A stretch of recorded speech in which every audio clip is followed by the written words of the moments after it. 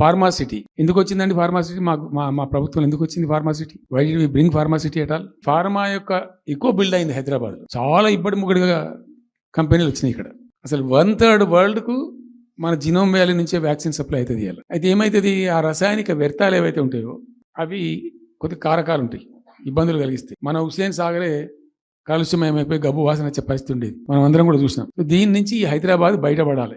Pharma వదులుకుందామా? వదులుకోవద్దు. Larger ఇంట్రెస్ట్లో future దృష్ట్యా ఫార్మాను కాపాడుకోవాలి, ఆ ఎక్కువ పోనీయద్దు. ప్లస్ ఈ కాలుష్య భారం నుంచి ప్రజలను రక్షించుకోవాలి. ఎట్లా అంటే జెడ్ఎల్బి అని వచ్చింది, జీరో లిక్విడ్ బేస్ అని. ఆ డిశ్చార్జ్ ఏదైతుందో దాన్ని మొత్తం జీరో లిక్విడ్ చేస్తారు. కాలుష్యం కాదు, ఏం చెడిపోదు, వాళ్ళకి ఇబ్బంది ఉండదు.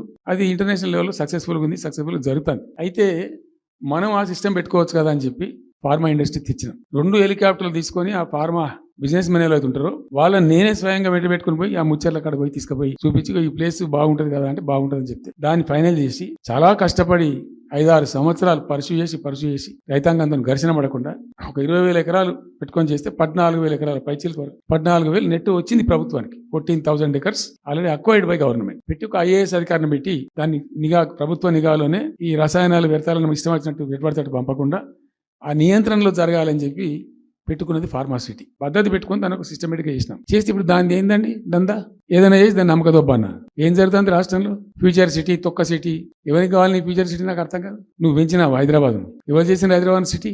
ఇంత వైబ్రాంట్ సిటీ ఎక్కడికి వచ్చింది? సో ఇంత మహానగరం నిర్మితమైంది. ఈ నగరం యొక్క భవిష్యత్తును దృష్టిలో పెట్టుకుని పెట్టిందే ఫార్మాసిటీ. ఈ సిటీ మొత్తం గబ్బులు వేసిపోవాలి, ఇక్కడ దాంతో నువ్వు తీసుకుపోయాలి ఫ్యూచర్ సిటీ, తొక్క సిటీ. ఏందన్నట్టు ఇది? అన్ని దిక్కుమాలిన పాలసీలు, రియల్ ఎస్టేట్ బ్రోకర్ దందా తప్పితే ఇంకోటి లేదు. అన్నీ కనబడతాయి మనకు.